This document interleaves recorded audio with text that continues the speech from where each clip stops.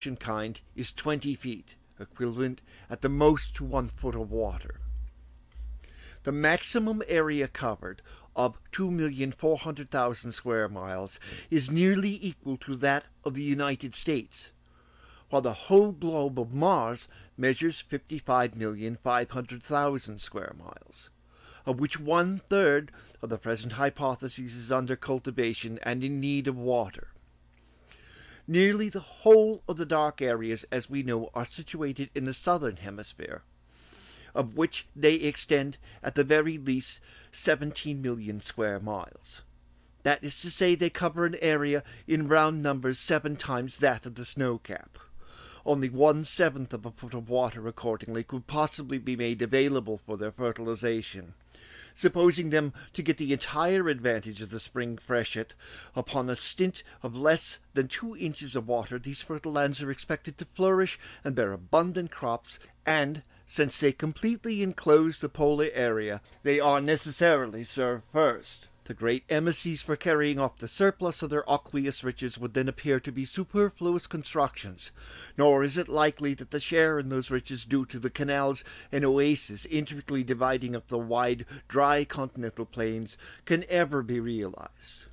We have assumed in our little calculation that the entire contents of a polar hood turn to water, but in fact a considerable portion of them must pass directly into vapor, omitting the intermediate stage. Even with us, a large portion of snow is removed aerially, and in the rare atmosphere of Mars this cause of waste must be especially effective.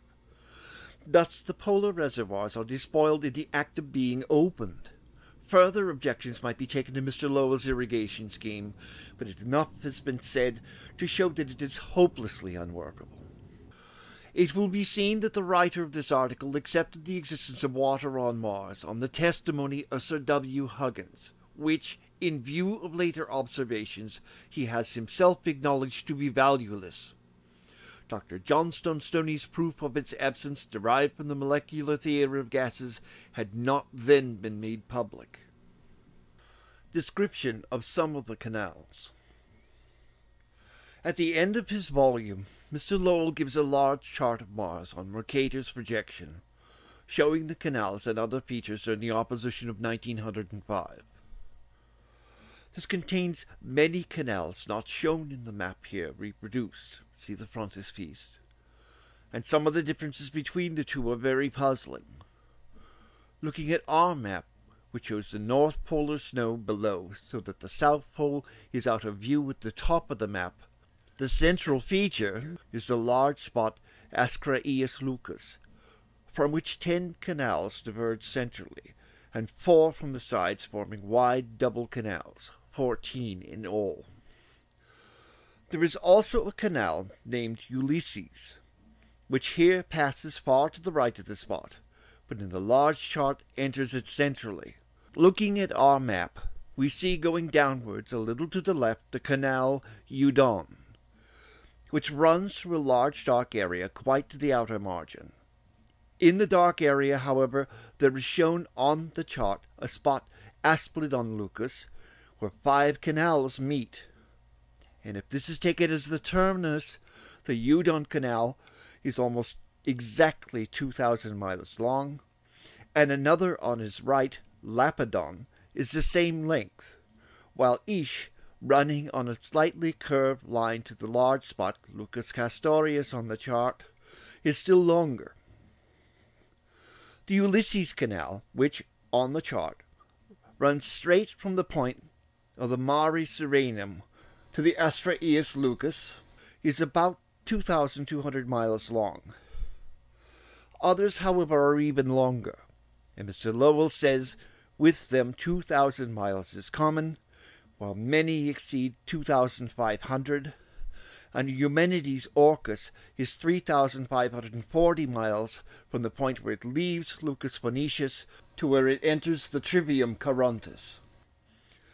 This last canal is barely visible on our map, its commencement being indicated by the word Eumenides. The Trivium Charontis is situated just beyond the right-hand margin of our map. It is a triangular dark area, the sides about 200 miles long, and is shown on the chart as being the center from which radiate 13 canals. Another center is Aquae Calidae, situated at the point of a dark area running obliquely from 55 degrees to 35 degrees north latitude, and is shown on a map of the opposite hemisphere to our map, has nearly 20 canals radiating from it in almost every direction. Here, at all events, there seems to be no special connection with the polar snowcaps, and the radiating lines seem to have no intelligent purpose whatever, but are such as might result from fractures in a glass globe produced by firing at it with very small shots, one at a time. Taking the whole series of them, Mr. Lowell very justly compares them to a network which triangulates the surface of the planet like a geodetic survey into polygons of all shapes and sizes. At the very lowest estimate, the total length of the canals observed and mapped by Mr. Lowell must be over 100,000 miles, while he assures us that numbers of others have been seen over the whole surface, but so faintly on such rare occasions as to elude all attempts to fix their position with certainty. But these, being of the same character and evidently forming part of the same system, must also be artificial. And thus we are led to a system of irrigation of almost unimaginable magnitude on a planet which has no mountains, no rivers, and no rain to support it, whose whole water supply is derived from polar snows, the amount of which is ludicrously inadequate to meet any such worldwide system, while the low atmospheric pressure would lead to a rapid evaporation, thus greatly diminishing the small amount of moisture that is available.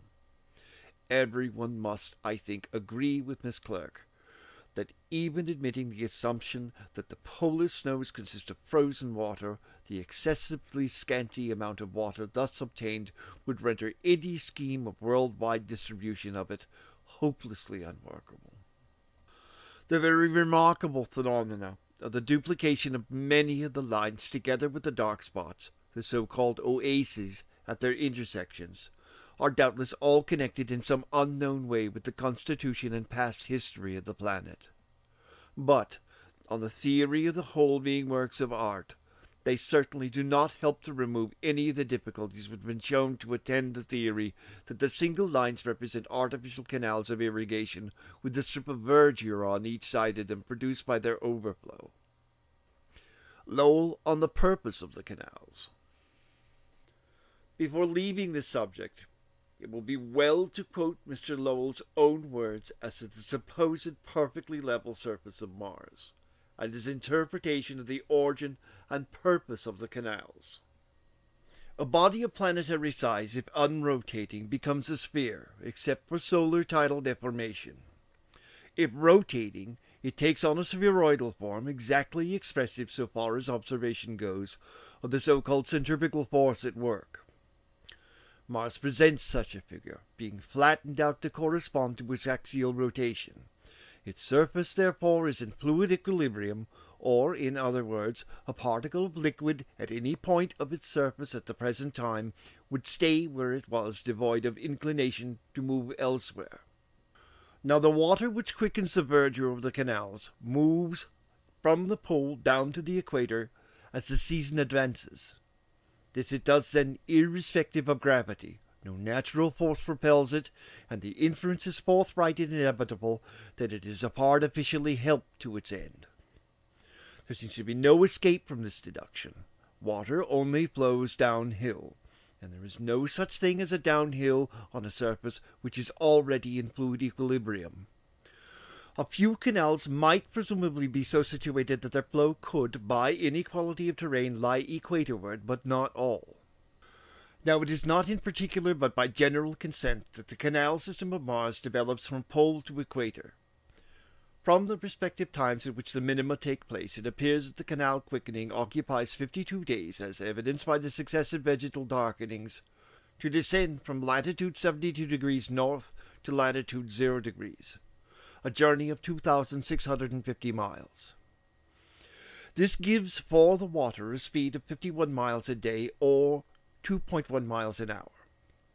The rate of progression is remarkably uniform, and this abets the deduction as to assisted transference. But the fact is more unnatural yet. The growth pays